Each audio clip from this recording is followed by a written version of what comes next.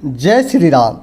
प्रिय मित्रों, श्री रामचरितमानस लंका कांड दोहा संख्या 56 से 60 का आज श्रवण करवाऊँगा। अर्थ के साथ में श्री रामचरितमानस का पाठ श्रवण करने से हमें प्रभु श्री राम की कृपा तो होती ही है, साथ में श्री हनुमान जी महाराज जी की भी कृपा होती है। इसीलिए श्री रामचरितमानस का भावपूर्ण अध्ययन करने के लिए अर्थ के साथ में श्रवण करना आवश्यक होता है। तो आज का श्रवण जो है कि आप लोगों को श्री रामचरितमानस लंका कांड का दोहा संख्या 56 से प्रारंभ करता हूँ। ओम तुलसीदासाय नमः, ओम वाल्मीकाय नमः, ओम गौरीपते नमः, ओम श्री सपत्नीकाय लक्ष्मणाय नमः, ओम श्री सपत्नीकाय शत्रुघ्नाय नमः, ओम श्री सपत्नीकाय भरताय नमः, ओम हनुमते नमः। सीताराम सीताराम। रामचरण सिर सिजउर राखी, चला प्रभंजन सुत बल भासी। युहा दूत एक मरुम जनावा, रावण काल निगृह आवा। कि श्री राम जी चरण कमलों को हृदय में रखकर पवन पुत्र हनुमान जी अपना बल बखान कर, अर्थात मैं अभी लिए आता हूँ, ऐसा कहते हैं हनुमान जी। चले उधर चल दिए। एक गुप्तजन ने रावण को इस रहस्य की खबर दी, तब रावण कालनेमी के घर आ गया। दसमुख कहा मरमो तहि सुना, पुनि पुनि काल नेमि सिरु धूना।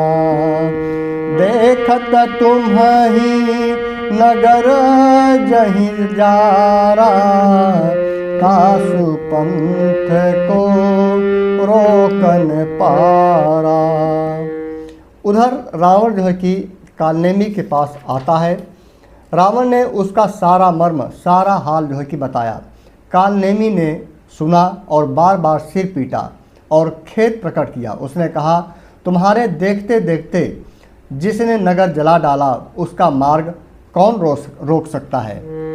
कालनेमी ने कहा, भज रघुपति करो हित अपमाना, भज रघुपति करो हित आपना। छाड़हु नाथ मृषा जल्पना, नीलकंज तनु सुंदर श्यामा। हृदय राखो लोचना भिरामा। श्री रघुनाथ जी का भजन करके तुम अपना कल्याण करो। देखिए, कालनेमी जो एक तरह से उसी का मित्र था रावण का, वह भी जितने भी रावण के मित्र थे उनके हितैषी थे। यहाँ तक कि उनकी पत्नी मंदोदरी भी हमेशा सलाह अच्छा ही देती रही। और कालनेमी ने भी कहा कि श्री रघुनाथ जी का भजन करके तुम अपना कल्याण करो। हे नाथ, झूठी बकवाद छोड़ दो। नेत्रों को आनंद देने वाले नील कमल के समान सुंदर श्याम शरीर को अपने हृदय में रखो। मैं ते मोर मूढ़ता त्यागू, महामोह निसी सूदत जागू। काल ब्याल कर भक्षक जोई, सपन हूँ समरती जीतई सोई।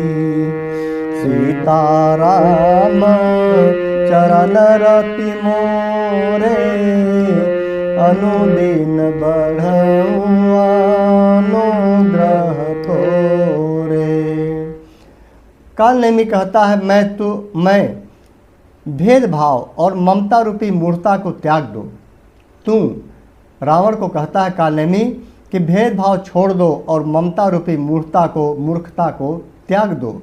महामोह अर्थात अज्ञान रूपी रात्रि में जो सो रहे हो, सो के जाग उठो। जो काल रूपी सर्प का भी भक्षक है, कहीं स्वप्न में भी वह रण में जीत सकता है। एक सुंदर दोहा संख्या 56। सुनि दस कंठ रिसान यति। रिसान मने गुस्साना। कालनेमी का बात सुन करके 10 कंठ 10 सिर वाले रावण को गुस्सा आता है।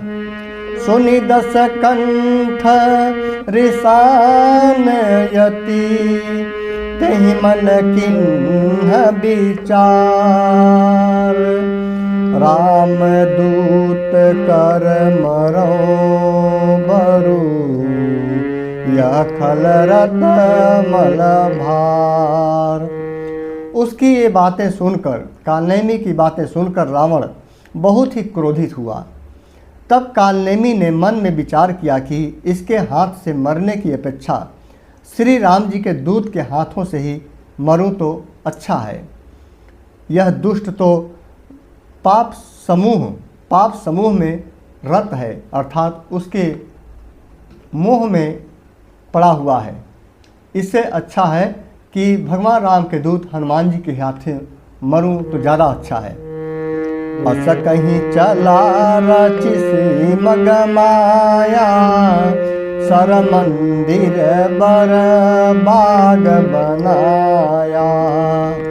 मारुत सुत देखा शुभ आश्रम, मुनि बूझी जल पियऊं जाई श्रम। कालनेमी वह मन ही मन ऐसा कहकर चल दिया और उसने मार्ग में माया रची, तालाब, मंदिर और सुंदर बाग बनाया। हनुमान जी ने सुंदर आश्रम देखकर सोचा कि मुनि से पूछकर जल पी लूं, जिससे मेरी थकावट दूर हो जाए। हनुमान जी के रास्ते का रुकावट बनने के लिए कालनेमी ने यह सब प्रपंच रचा, लेकिन वह जानता था कि मेरी मृत्यु अब नज़दीक आ गई है, हनुमान जी से मैं नहीं जीत सकता था। राक्षस कपट बेस तह सोहा, मायापति दूत ही चह मोहा।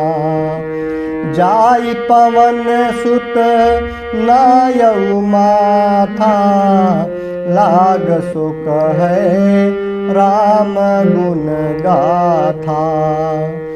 राक्षस वहाँ कपट से मुनि का भेष बनाए विराजमान था। कालनेमी वह मूर्ख अपनी माया से मायापति के दूत को मोहित करना चाहता था।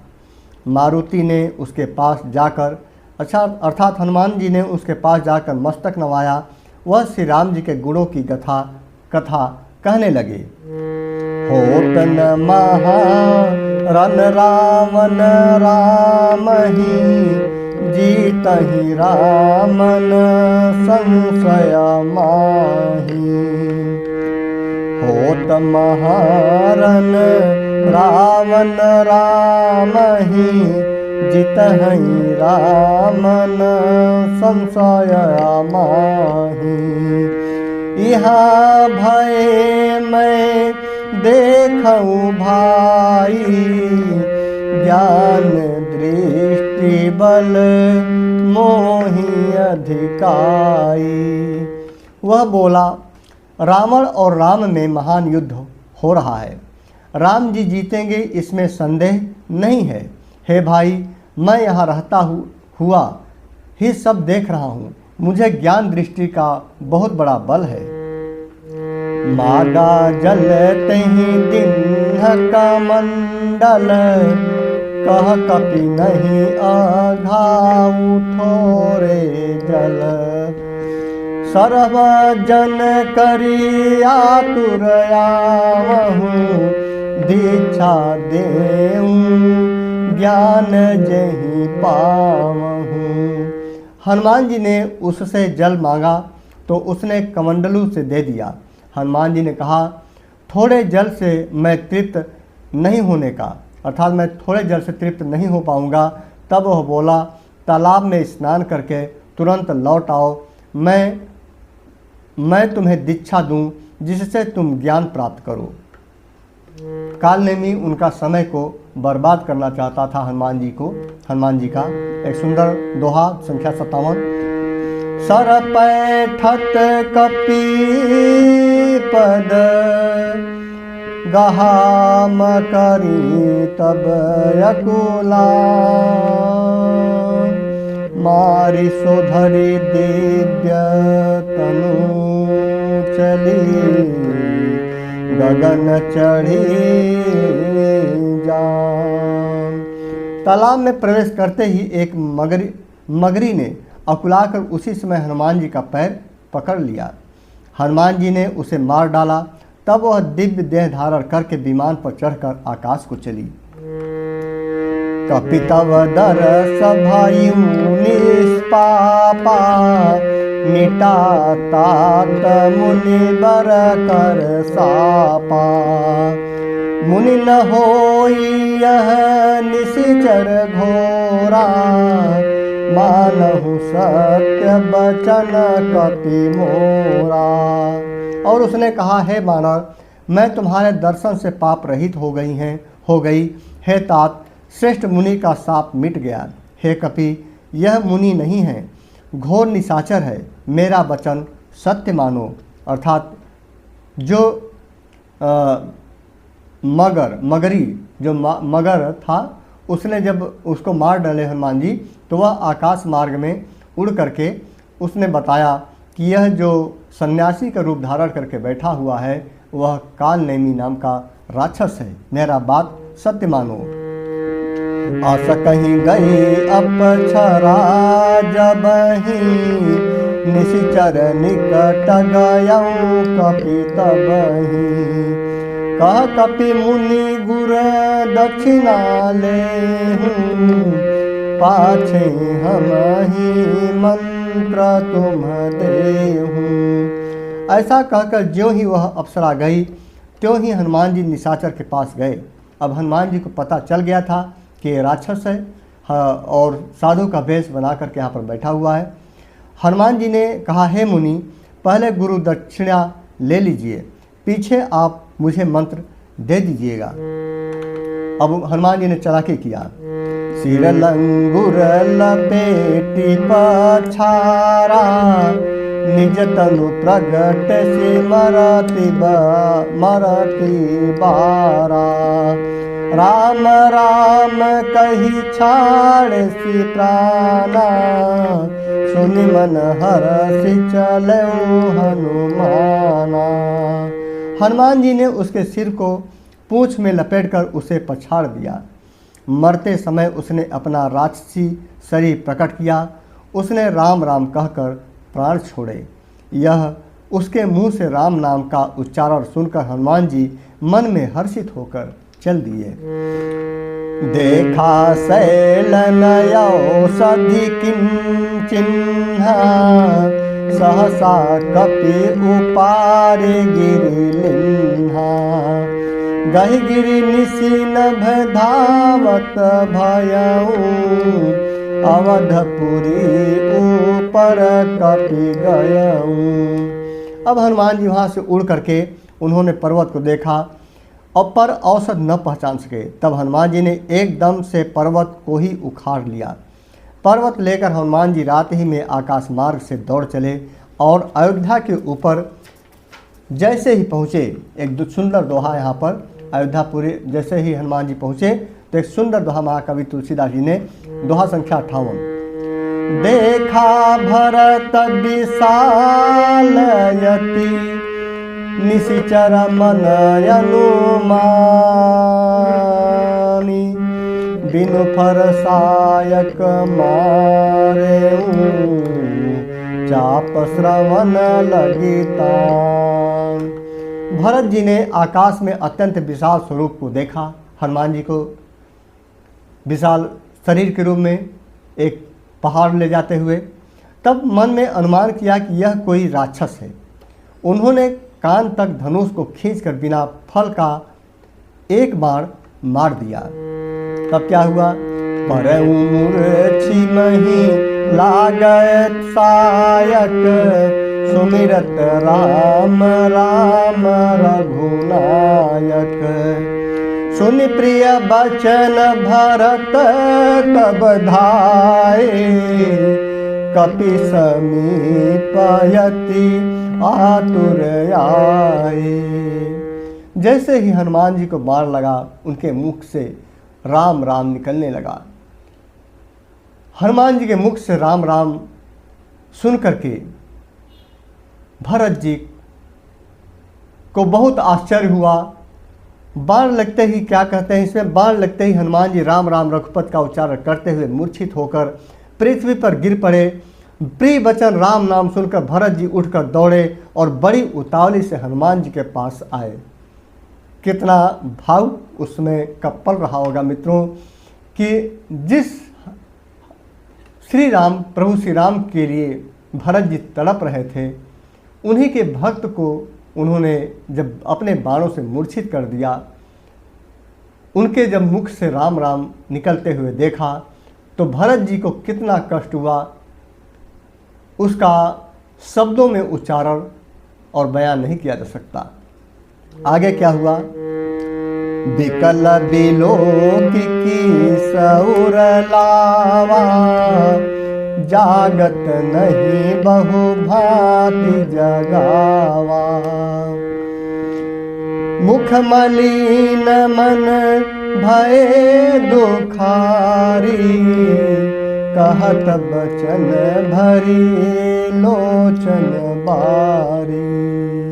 हनुमान जी को व्याकुल देखकर उन्होंने हृदय से लगा लिया।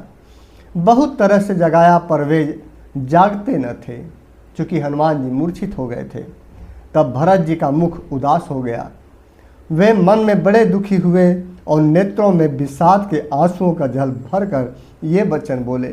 तब भरत जी क्या कहते हैं, जेहि विधि राम विमुख मोहि किन्हा, तेहि पुण्य दारुण दुख दिन्हा।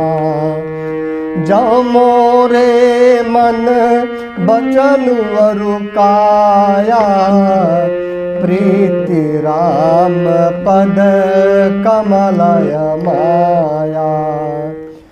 भरत जी कहते हैं, जिस विधाता ने मुझे श्री राम से विमुख किया, अर्थात उनसे बिछुड़ने पर मजबूर कर दिया, उसी ने फिर यह भयानक दुख भी दे दिया। यह मन, वचन और शरीर से श्री राम जी के चरण कमलों में मेरा निष्कपट प्रेम हो। कैसी वेदना भरत जी की थी, उनके सामने कितना बड़ा धर्म संकट था। तौ कपि हो विगत श्रम शूला, जो मो पर रघुपति अनुकूला। सुनत बचन उठी बैठ कपीसा, कही जय जयति कौशलाधीसा। और यदि श्री रघुनाथ जी, भरत जी कहते हैं कि यदि रघुनाथ जी मुझ पर प्रसन्न हो, भरत जी अपने हृदय भाव से प्रभु श्री राम को स्मरण करते हुए कहते हैं कि यदि श्री रघुनाथ जी मुझ पर प्रसन्न हो तो यह बानर थकावट और पीड़ा से रहित हो जाए। यह वचन सुनते ही कपिराज हनुमान जी कौशलपति श्री राम जी की जय हो कहते हुए उठ बैठे। यह था प्रभु श्री राम के नाम का प्रभाव। प्रभु श्री राम का नाम का प्रभाव मित्रों, जहाँ भी आप सुनेंगे, एक अंदर से अलग ही शक्ति, प्रेरणा आपके अंदर जाग उठती है। इसीलिए प्रभु श्री राम की नाम की कृपा चाहे जिस भी रूप में आप कहीं भी लें, आप पर अवश्य बनी रहेगी। और विशेषकर हनुमान जी की भी कृपा आप पर बनी रहती है। जैसे ही भरत जी ने कहा, प्रभु श्री राम को याद किया, वैसे ही हनुमान जी उठ करके राम राम कहने लगे।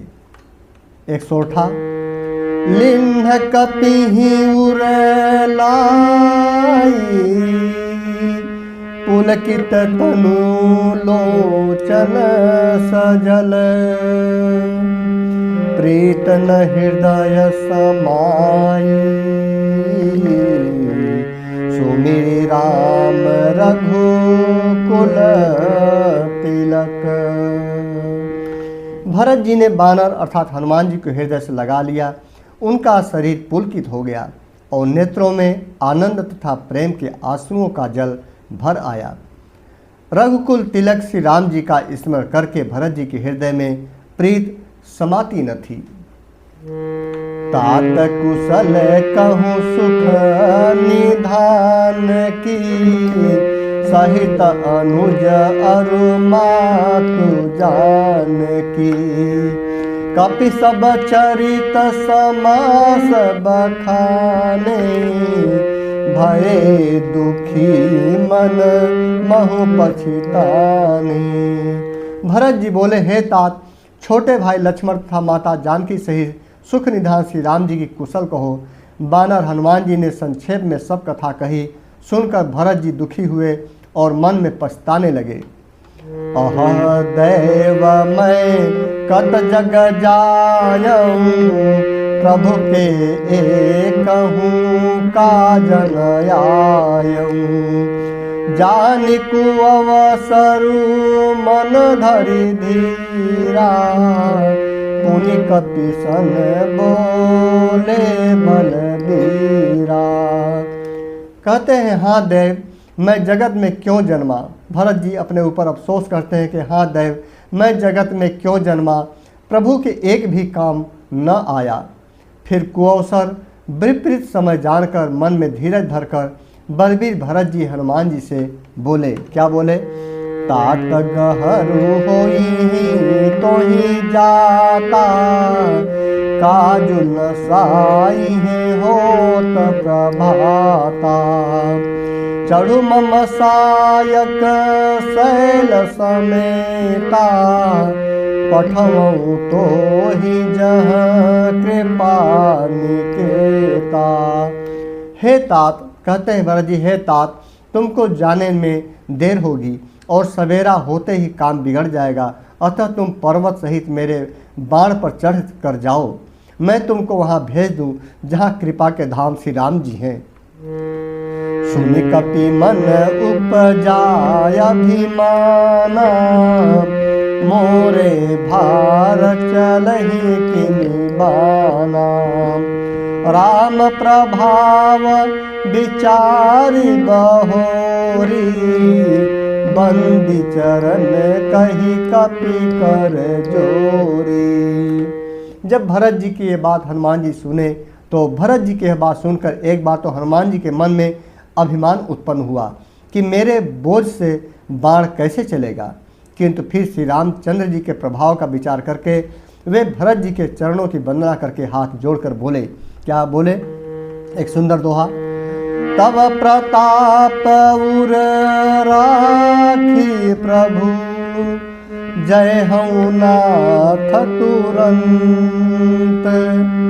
अस कहीं आयसु पाई पद, बंदी चले हनुमंत।